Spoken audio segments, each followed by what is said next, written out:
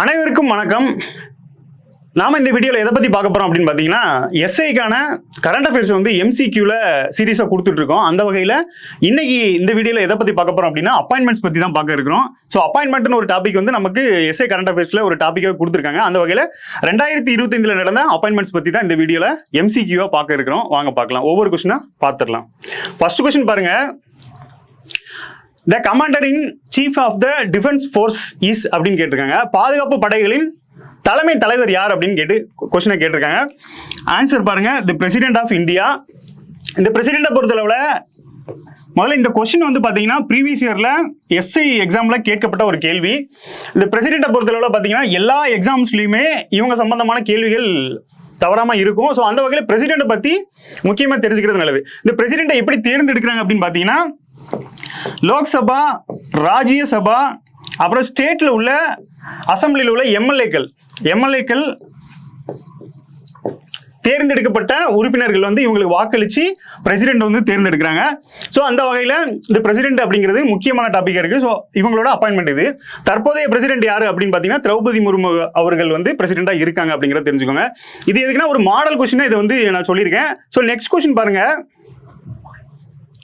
அதை பேஸ் பண்ணி வந்திருக்க question. Who was the elected as the 15th vice president of India in September 2025 அப்படிங்கிற கொஸ்டினை கேட்டிருக்காங்க. செப்டம்பர் 2025 இந்தியாவின் 15வது துணை ஜனாதிபதியாக தேர்வு செய்யப்பட்டவர் யாருன்னு கேட்டிருக்காங்க. ஆன்சர் பார்த்தீங்கன்னா சிபி ராதாகிருஷ்ணன் அவர்கள். ஸோ இவர் தான் வந்து பார்த்தீங்கன்னா 15th வைஸ் பிரசிடென்ட். ஸோ இவர் வந்து தமிழ்நாடை பூர்வீகமாக கொண்டவர், திருப்பூர் மாவட்டத்தை சார்ந்தவர். ஸோ சிபி ராதாகிருஷ்ணன் அவர்கள் 15வது துணை குடியரசுத் தலைவர். அப்போ ஏ ஆப்ஷன்ல யார் இருக்கா அப்படின்னு பாத்தீங்கன்னா, இவங்க தான் இந்தியாவோட பிரசிடென்ட். இவங்களும் 15வது பிரசிடென்ட் அப்படிங்கிறத தெரிஞ்சுக்கோங்க. ஸோ பிரசிடென்ட்டை பொறுத்தளவுல முக்கியமானது அப்படிங்கிறதுனால இதை பத்தி தெரிஞ்சுக்கலாம். ஸோ ஆப்ஷன் சில இருக்கிறவங்க யார் அப்படின்னு பாத்தீங்கன்னா, இவங்களை எதிர்த்து போட்டியிட்ட வேட்பாளர் சுதர்சன ரெட்டி அவர்கள். அடுத்து ஆப்ஷன் டில இருக்கிறவங்க யாருன்னு பாத்தீங்கன்னா, 14வது துணை குடியரசுத் தலைவர் அப்படிங்கிறத தெரிஞ்சுக்கோங்க. ஸோ 4 ஆப்ஷன்லயுமே ஆன்சர் இருக்கு. நெக்ஸ்ட் கொஸ்டின் பாருங்க. Who was appointed as the 52nd Chief Justice of India on 14th May 2025 அப்படின்னு சொல்லி கொஸ்டினை கேட்டிருக்காங்க. 2025 மே 14 அன்று இந்தியாவின் 52வது தலைமை நீதிபதியாக நியமிக்கப்பட்டவர் யாரு அப்படின்னு சொல்லி கேட்டிருக்காங்க. இது ஒரு முக்கியமான கொஸ்டின். யார் அப்படின்னு பாத்தீங்கன்னா, ஜஸ்டிஸ் PR கவாய் அவர்கள். இவர் தான் first Buddhist chief justice of India அப்படின்னு சொல்லி சொல்லியிருக்காங்க. ஸோ அந்த வகையில் இவர் முக்கியமானவர். அடுத்து 2வது இருக்கிற இந்த சீஃப் ஜஸ்டிஸ் MM ஸ்ரீவஸ்தவா யார் அப்படின்னு பார்த்தீங்கன்னா, மெட்ராஸ் ஹைகோர்ட்டோட சீஃப் ஜஸ்டிஸ். ஸோ ஸ்ரீவஸ்தவா அவர்கள் வந்து மெட்ராஸ் ஹைகோர்ட்டோட சீஃப் ஜஸ்டிஸ் அப்படிங்கிறத தெரிஞ்சுக்கோங்க. ஸோ இந்த சூரியகாந்த் அவர்கள் யார் அப்படின்னு பார்த்தீங்கன்னா, நால்சான் ஒரு அமைப்பு இருக்கு. ஸோ அந்த அமைப்போட தலைவராக இருக்காங்க. ஸோ ஜஸ்டிஸ் சூரியகாந்த் அவர்கள். நெக்ஸ்ட் கொஸ்டின் பாருங்க. Who took charge as the new Chief Election Commissioner of India on 19th February 2025 அப்படின்னு கேட்டிருக்காங்க. 2025 பிப்ரவரி 19 அன்று இந்தியாவின் புதிய தலைமை தேர்தல் ஆணையராக பொறுப்பேற்றுக் கொண்டவர் யார் அப்படின்னு சொல்லி கொஸ்டினா கேட்டிருக்காங்க. ஆன்சர் யாருன்னு பார்த்தீங்கன்னா, ஞானேஷ்குமார் அவர்கள். இந்த கொஸ்டினை பார்த்தீங்கன்னா குரு 4ல இந்த கொஸ்டினை வந்து கூற்று காரணங்கள் அப்படிங்கிற மாதிரி கேட்டிருந்தாங்க. ஸோ இந்த சென்டென்ஸோடையே இந்த என்னைக்கு பதவி ஏற்றாங்க அப்படிங்கிற முதற்கொண்டு கேட்டிருந்தாங்க. ஸோ இது முக்கியமான கொஸ்டினா இருக்கு. ஸோ ஞானேஷ்குமார் அவர்கள் தான் புதிய தலைமை தேர்தல் ஆணையராக தேர்ந்தெடுக்கப்பட்டிருக்காங்க. ஸோ இந்த கொஸ்டினை பொறுத்தளவில் இந்த ஃபர்ஸ்ட் இருக்கிற சுக்பீர் சிங் யார் அப்படின்னு பார்த்தீங்கன்னா, நம்ம தேர்தல் ஆணையத்தை பொறுத்தளவில் 1+2 அப்படிங்கிற கான்செப்ட்ல இருக்கும். ஸோ இந்த 1 அப்படிங்கிறது இந்த தலைமை தேர்தல் ஆணையராக இருப்பாங்க. ஸோ அவங்களுக்கு கீழே 2 தேர்தல் ஆணையர்கள் இருப்பாங்க. ஃபர்ஸ்ட் ஒன் யாரு பார்த்தீங்கன்னா இந்த சுக்பீர் சிங், செகண்ட் ஒன் பார்த்தீங்கன்னா இந்த விவேக் ஜோஷி அவர்கள். இந்த ஜோதி நிர்மலசாமி அப்படிங்கிறவங்க யார் அப்படின்னு பார்த்தீங்கன்னா, தமிழ்நாட்டோட தேர்தல் ஆணையர். ஸோ தமிழ்நாட்டை பொறுத்தளவில் 2 பேர் இருப்பாங்க. ஒன்று வந்து எலெக்ஷன் ஆஃபீஸர் இருப்பாங்க, இன்னொன்று வந்து எலெக்ஷன் கமிஷனர் இருப்பாங்க. ஸோ அதனால நெக்ஸ்ட் கொஸ்டின்ல பார்க்கலாம். ஸோ இதுதான் தேர்தல் தொடர்பான தலைமை தேர்தல் ஆணையர் சம்பந்தமான கேள்வி. நெக்ஸ்ட் கொஸ்டின் பாருங்க. who has been appointed as the new governor of Reserve Bank of India அப்படின்னு சொல்லியிருக்காங்க. ஆர்பிஐயோட புதிய கவர்னர் யாருன்னு கேட்டிருக்காங்க. இந்திய ரிசர்வ் வங்கியின் புதிய ஆளுநராக நியமிக்கப்பட்டுள்ளவர் யார் அப்படின்னு சொல்லியிருக்காங்க. இந்த சஞ்சய் மல்கோத்ரா அப்படிங்கிறவர் தான் புதிய ஆர்பிஐ கவர்னர் அப்படிங்கிறத தெரிஞ்சுக்கோங்க. ஸோ இந்த உர்ஜித் பட்டேல் யாரு அப்படின்னு பார்த்தீங்கன்னா இந்த ஐஎம்எஃபோட எக்ஸிகியூட்டிவ் டைரக்டரா இருக்காங்க. ஐஎம்எஃபோட எக்ஸிகியூட்டிவ் டைரக்டரா இருக்காங்க. இவங்க முன்னாள் கவர்னரா இருந்திருக்காங்க. ஆர்பிஐயோட முன்னாள் கவர்னரா இருந்திருக்காங்க. ஸோ அதுவும் முக்கியமான இதுதான். அடுத்து பார்த்தீங்கன்னா துகின் காந்த பாண்டே அப்படிங்கிறவர் யாரு அப்படின்னு பார்த்தீங்கன்னா செபியோட தலைவராக இருக்காங்க. செபியோட தலைவராக இருக்காங்க. இந்த சாஜி கேவி அப்படிங்கிறவங்க பார்த்தீங்கன்னா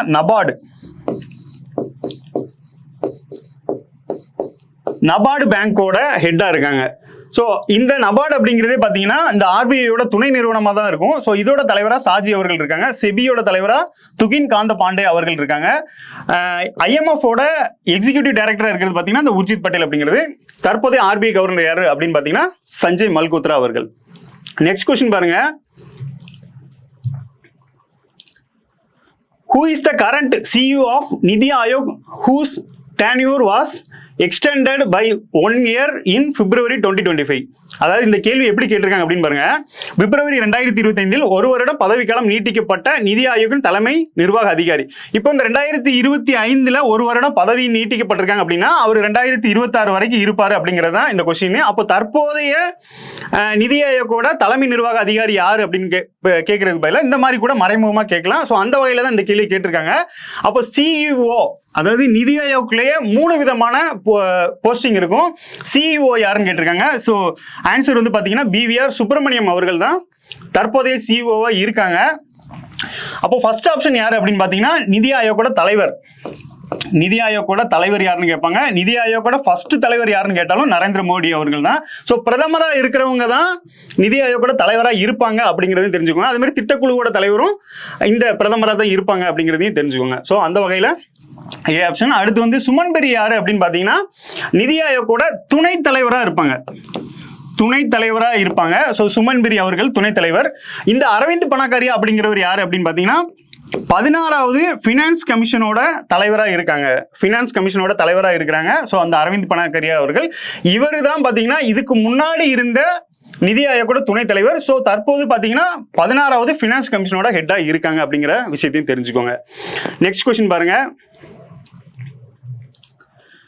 Who was appointed as the chairman of the Indian Space Research Organization ISRO in January 2025 அப்படின்னு கேட்டிருக்காங்க. ஜனவரி 2025 இந்திய விண்வெளி ஆராய்ச்சி நிறுவனத்தின் தலைவராக நியமிக்கப்பட்டுள்ளவர் யார் அப்படின்னு சொல்லி கேட்டிருக்காங்க. ஸோ ஆன்சர் பார்த்தீங்கன்னா வி நாராயணன் அவர்கள் தான் இஸ்ரோவோட தலைவராக ஜனவரி 2025 தேர்வு செய்யப்பட்டிருக்காங்க. அடுத்து பார்த்தீங்கன்னா இந்த 2வது ஆப்ஷன்ல இருக்கிறவர் யாரு? இவர் வந்து தமிழ்நாடு பூர்வீகமாக கொண்டவர் தான். ஸோ அது ஒன்று முக்கியமானது. 2வது இருக்கிற இந்த சமீர் வி கமந்த் அப்படிங்கிறவர் யார் அப்படின்னு பார்த்தீங்கன்னா டிஆர்டிஓவோட தலைவராக இருக்காங்க. டிஆர்டிஓவோட ஹெட்டா யாரு அப்படின்னு பார்த்தீங்கன்னா சமீர் வி கமந்த் அப்படிங்கிறவங்க. ஸோ இந்த சஞ்சய் குமார் சூத் அப்படிங்கிறவர் யார் அப்படின்னு பார்த்தீங்கன்னா இந்தியாவோட சீஃப் சயின்ஸ் அட்வைசராக இருக்காங்க. சயின்ஸ் அட்வைசராக இருக்கிறவர் யார் அப்படின்னு பார்த்தீங்கன்னா அதாவது அறிவியல் துறைக்கான முக்கிய ஆலோசகராக இருக்கிறவர் தான் இந்த சஞ்சய் குமார் அப்படிங்கிறத தெரிஞ்சுக்கோங்க. அப்புறம் இந்த கலைச்செல்வி அப்படிங்கிறவங்க யாருன்னு பார்த்தீங்கன்னா CSIR அப்படின்னு ஒரு நிறுவனம் இருக்கு. ஸோ இது council of scientific industrial research அப்படிங்கிற ஒரு அமைப்புக்கு தலைவராக இந்த கலைச்செல்வி அப்படிங்கிறவங்க இருக்காங்க. ஸோ இந்த 4 ஆப்ஷன்லையுமே 4 கண்டென்ட் இருக்கு. ஸோ ஃபர்ஸ்ட் நம்மளுக்கு கொஸ்டின் என்னன்னு பார்த்தீங்கன்னா இஸ்ரோவோட தலைவர் யாருன்னு கேட்டிருக்காங்க. ஸோ தற்போதைய தலைவர் யார் அப்படின்னு பார்த்தீங்கன்னா வி நாராயணன் அவர்கள் தான் தற்போதைய தலைவர்.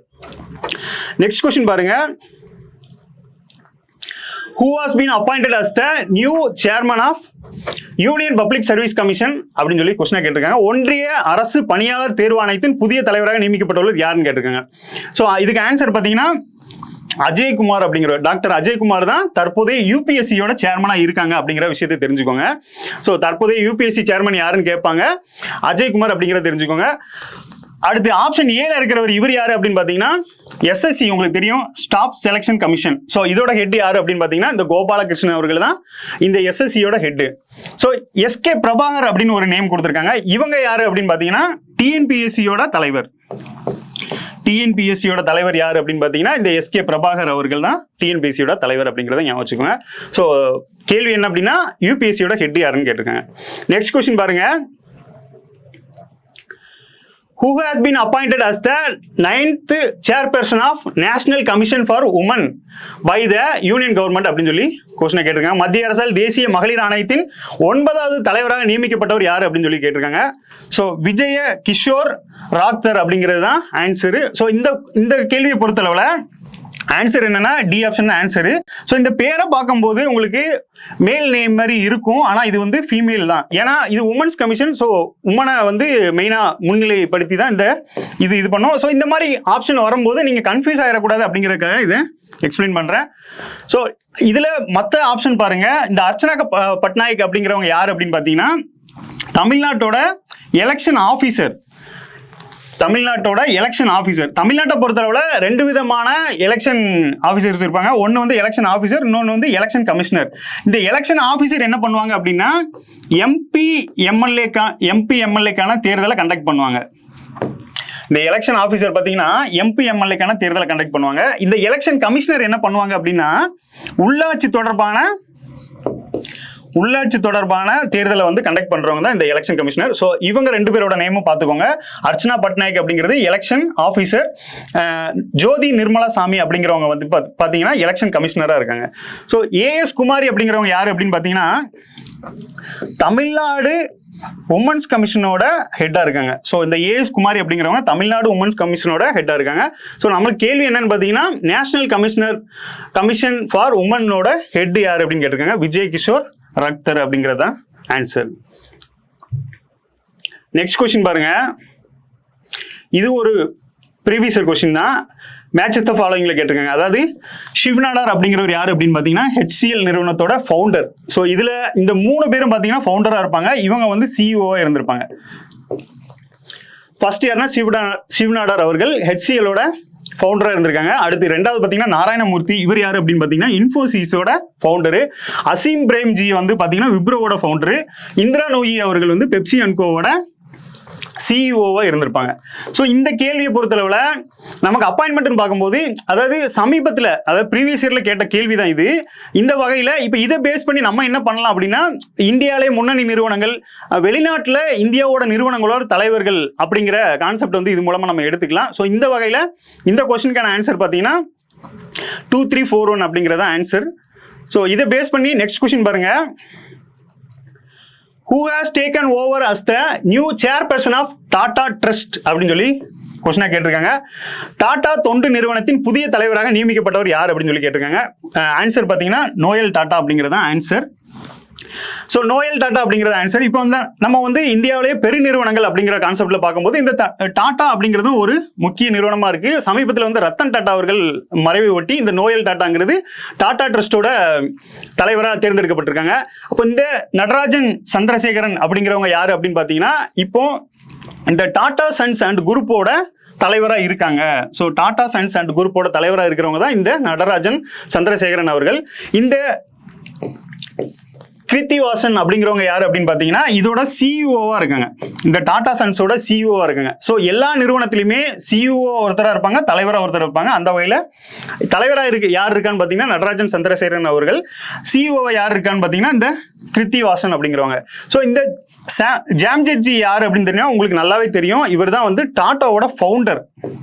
ஸோ டாட்டாவோட ஃபவுண்டர் தான் இந்த ஜாம்ஜெட்ஜி டாடா அவர்கள். ஸோ டாடா பற்றின ஒரு இன்ஃபர்மேஷன் பார்த்துட்டோம். அடுத்து நெக்ஸ்ட் கொஸ்டின் பாருங்க. ஹூ இஸ் கமலா ஹாரிஸ் கேட்டிருக்காங்க. இந்த கொஸ்டின் எதுல இருந்து எடுத்திருக்கேன் அப்படின்னு பார்த்தீங்கன்னா மாடல் கொஸ்டின், அதாவது எஸ்ஐக்கு வந்து ஒரு மாடல் கொஸ்டின் வெளியிட்டு இருந்தாங்க. ஸோ அதுல இந்த கொஸ்டின் வந்து கேட்கப்பட்டிருந்தது. இந்த கமலா ஹாரிஸ் அப்படிங்கிறவங்க யார் அப்படின்னு பார்த்தீங்கன்னா அமெரிக்காவோட பொலிட்டிஷியன், அதாவது அமெரிக்காவோட அரசியல்வாதி அப்படிங்கிறது ஆன்சர். ஸோ இந்த வகையில் இது ரிலேட்டடாக நம்ம என்ன கொஸ்டின் பார்க்கலாம் அப்படின்னு பாருங்க. நெக்ஸ்ட் கொஸ்டின் பாருங்க. Who was sworn in as the 47th President of United States on January 20, 2025? ஜனவரி 20, 2025 அன்று ஐக்கிய அமெரிக்காவின் 47வது ஜனாதிபதியாக தேர்வு செய்யப்பட்டவர் யார் அப்படின்னு சொல்லி கேள்வி கேட்டிருக்காங்க. ஆன்சர் நல்லாவே தெரியும், டொனால்ட் ட்ரம்ப் அவர்கள் தான் ஆன்சர். ஸோ இவர் தான் 47வது அமெரிக்காவோட பிரசிடெண்டாக தேர்வு செய்யப்பட்டிருக்காரு. இந்த கேள்வி பார்த்தீங்கன்னா நம்ம இதுக்கு முன்னாடி பார்த்த மாடல் கொஸ்டின்ல இருந்து பேஸ் பண்ணி தான் கேட்கப்பட்டிருக்கு. ஸோ இந்த கேள்வியை பொறுத்தளவில் டொனால்ட் ட்ரம்ப் அவர்கள் தான் ஆன்சர். ஸோ இந்த கமலா ஹாரிஸ் அப்படிங்கிறவங்க யார் அப்படின்னு பார்த்தீங்கன்னா இவரை எதிர்த்து போட்டிட்டவங்க தான் இந்த கமலா ஹாரிஸ் அவர்கள். ஸோ அவங்களும் நல்ல டஃப் கொடுத்து தான் தோத்தாங்க. ஸோ அந்த வகையில் அவங்களே ஆப்ஷன்ல வச்சிருக்காங்க.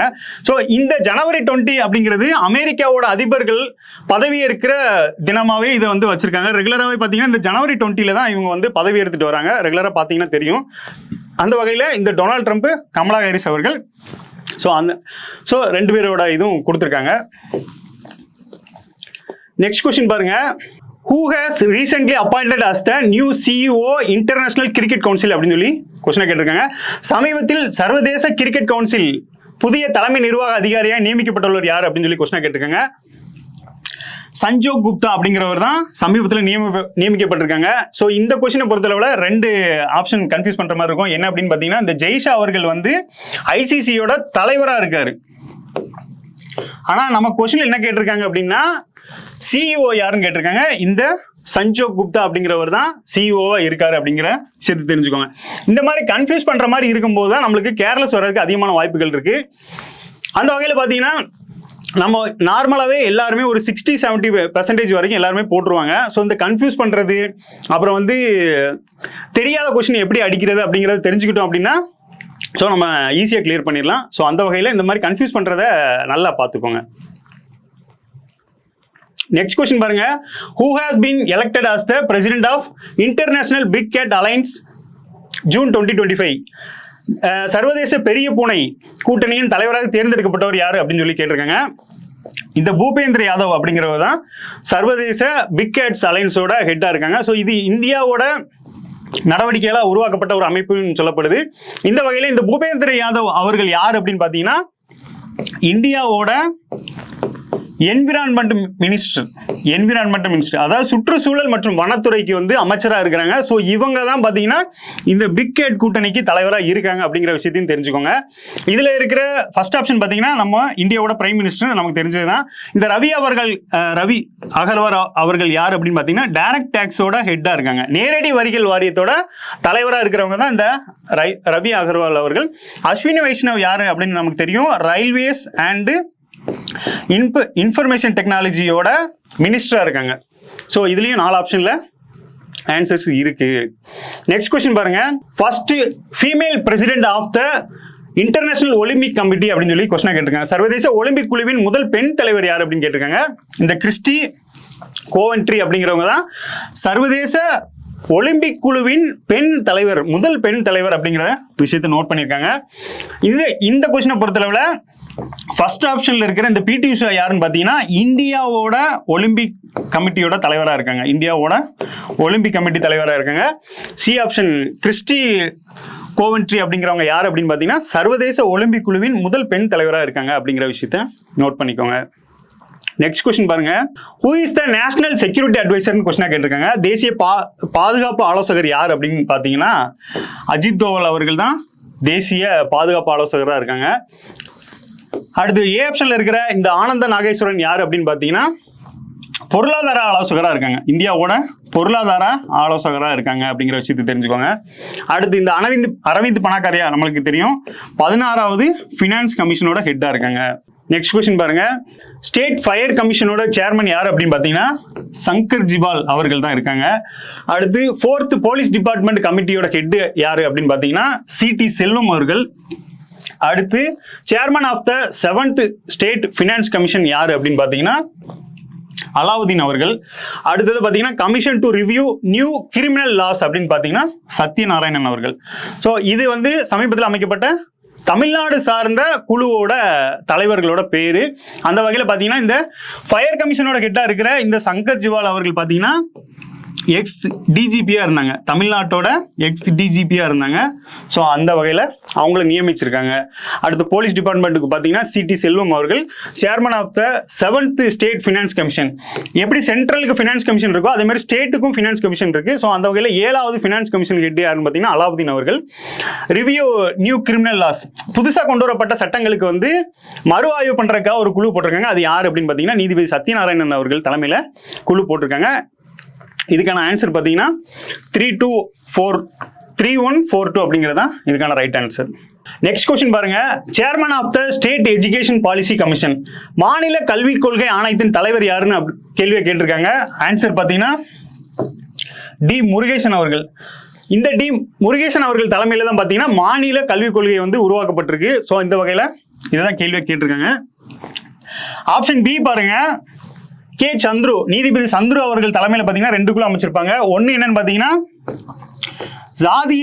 சாதிய அடிப்படையிலான பிரச்சனைகளை களைய குழு அமைச்சிருப்பாங்க. ஸோ அந்த குழுக்கான தலைவர் யாருன்னு பார்த்தீங்கன்னா கே சந்துரு அவர்கள்.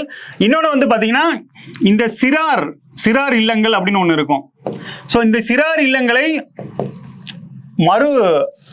மறுசீரமைப்பு செய்யறதுக்காக ஒரு குழு போட்டிருப்பாங்க. அதுவும் பார்த்தீங்கன்னா கே சந்துரு அவர்கள் தலைமையில தான் குழு போட்டிருக்காங்க. இந்த அருணா ஜெகதீசன் அவர்கள் யார் அப்படின்னு பார்த்தீங்கன்னா 2 விஷயம். சமீபத்தில் கரூர்ல நடந்த இந்த கூட்ட நெரிசல் தொடர்பாக அமைக்கப்பட்ட தமிழ்நாடு அரசு சார்பாக அமைக்கப்பட்ட குழுவோட தலைவர் தான் இந்த நீதிபதி அருணா ஜெகதீசன் அவர்கள். இன்னொன்று வந்து பார்த்தீங்கன்னா தூத்துக்குடி துப்பாக்கிச்சூடு குறித்து ஆய்வு பண்றதுக்கும் இந்த நீதிபதி அருணா ஜெகதீசன் அவர்கள் தலைமையில தான் குழு போட்டிருக்காங்க. ஸோ இந்த ரெண்டும் பார்த்தீங்கன்னா இவங்க இந்த சாதிய அடிப்படையிலான மற்றும் சிறார் இல்லங்களை மறு ஆய்வு செய்வதற்கு சந்துரு அவர்களோட தலைமையில குழு போட்டிருக்காங்க அப்படிங்கிறது தெரிஞ்சுக்கோங்க. இதுல இருக்கிற 3 பேருமே முக்கியமானவங்க. ஸோ நோட் பண்ணிக்கோங்க. நெக்ஸ்ட் கொஸ்டின் பாருங்க. Chairman of the 23rd law commission அப்படின்னு சொல்லி கேள்வி கேட்டிருக்காங்க. இந்தியாவோட 23வது சட்ட ஆணையத்தின் தலைவர் யாரு அப்படின்னு பார்த்தீங்கன்னா தினேஷ் மகேஸ்வரி அவர்கள். ஸோ இந்த தினேஷ் மகேஸ்வரி அவர்கள் தான் இந்தியாவோட 23வது சட்ட ஆணையத்தின் தலைவர் அப்படின்னு சொல்லி கொடுத்துருக்காங்க. இந்த சூரியகாந்த் ஆல்ரெடி பார்த்தோம். நால்சாவோட ஹெட்டு, நால்சான ஒரு அமைப்பு இருக்கும். ஸோ அதோட ஹெட்டு தான் பார்த்தீங்கன்னா இந்த சூரியகாந்த் அவர்கள். நெக்ஸ்ட் கொஸ்டின் பாருங்க. The current chairman of the central information commission அப்படின்னு சொல்லி கேள்வியை கேட்டிருக்காங்க. தற்போதைய மத்திய தகவல் ஆணையத்தின் தலைவர் யார் அப்படின்னு பார்த்தீங்கன்னா இந்த ஹீராலால் சமாரியா அப்படிங்கிறவங்க தான் தற்போதைய சிஐசியோட ஹெட்டு. இது சம்பந்தமா நம்மளுக்கு ப்ரீவியஸ் இயர்ல என்ன கேட்டிருக்காங்க அப்படின்னா இந்த ஆர்டிஐ பத்தி கேட்டிருக்காங்க. ஆர்டிஐ வருஷம் 2005 அப்படிங்கிறத பத்தி கேள்வியை கேட்டிருக்காங்க. ஸோ இதன் கீழே தான் பார்த்தீங்கன்னா இந்த தகவல் ஆணையம் வரும். ஸோ அதோட தலைவரை யாரு இருக்கா அப்படின்னு பார்த்தீங்கன்னா ஹீராலால் சமாரியா அப்படிங்கிறவர் தான் இருக்காங்க. அடுத்து நெக்ஸ்ட் கொஸ்டின் பாருங்க. இது வந்து சர்வதேச அளவிலான ஒரு அமைப்புகளோட தலைவர்கள்.